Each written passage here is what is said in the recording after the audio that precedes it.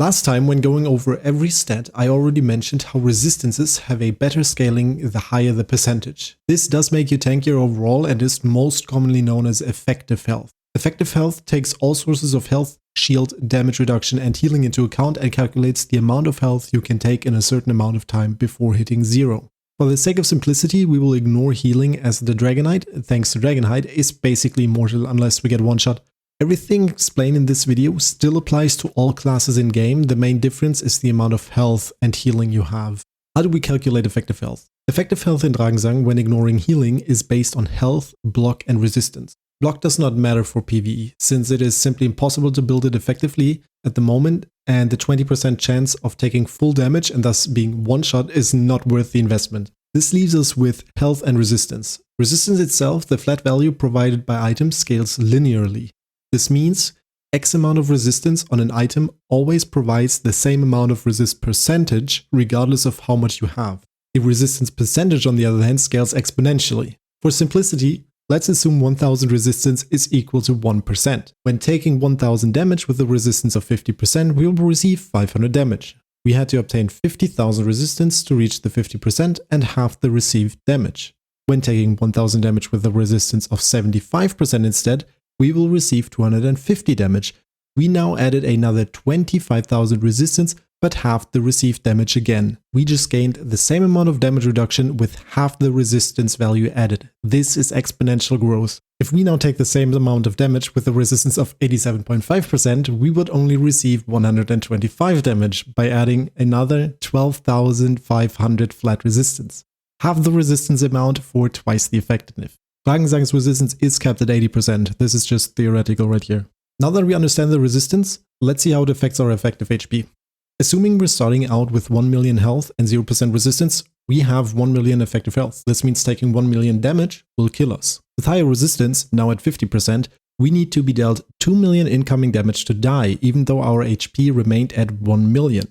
This means our effective health in this case is 2 million. At maxed out resistances of 80%, we can suddenly tank 5 million damage before we die. This should make the value of resistances a lot more obvious, as the last 30% resistance alone gave us 2.5 times as much effective health as the first 50% did. Now how does this translate into the game? In the background, I've been collecting more than 100 hits of his primary attack at 48.08% resistance and 72.92% resistance. I will round these percentages for the video, but use the true number for calculations. So here it is, the spreadsheet for the basic attack. The dark green row shows the average damage taken. Let's calculate the expected damage decrease. If we are dealt 1000 damage with either 48% or 73% resistance, we actually receive 520 or 270 damage respectively.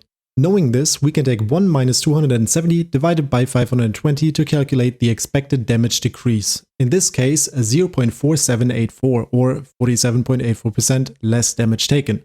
When looking at the actual data, we find that the experienced damage decrease is roughly 0.37 or 37%. This leaves room for 3 possibilities. Number 1, the attack is not made up of 100% ice damage. So I tested this and it looks like it is not the case. The damage difference when using my armor with armor gems did not decrease the damage by more than the expected change of the built-in resistance. We should have seen a decrease of almost 18.52%, but the observed result was 3 times less than that. This means the attack is 100% ice damage based. Number 2, the percentage shown in the character sheet is just wrong.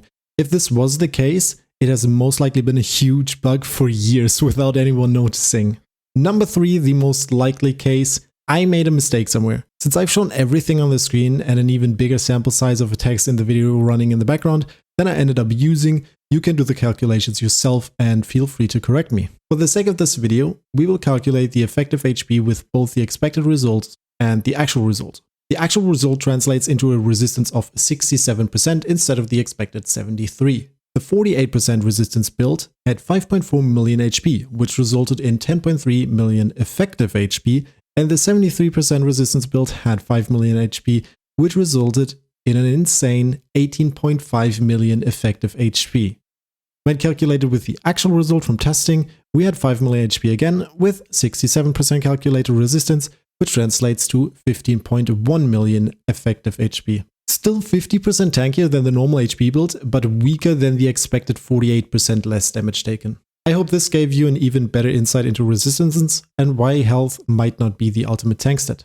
The only drawback here being that you can't spec into armor and resistances at the same time. For casual farming, I would equip the resistance of the boss in the map which you're farming so you don't get one-shot, and if you're not farming any bosses, just go for armor. Running 2 resistances or armor items can be viable as well, but the returns diminish compared to just 1. If any of you do have an explanation for the difference in the expected and measured results, please let me know. Now with all of this information in mind, are you going to swap to an armor or resistance item?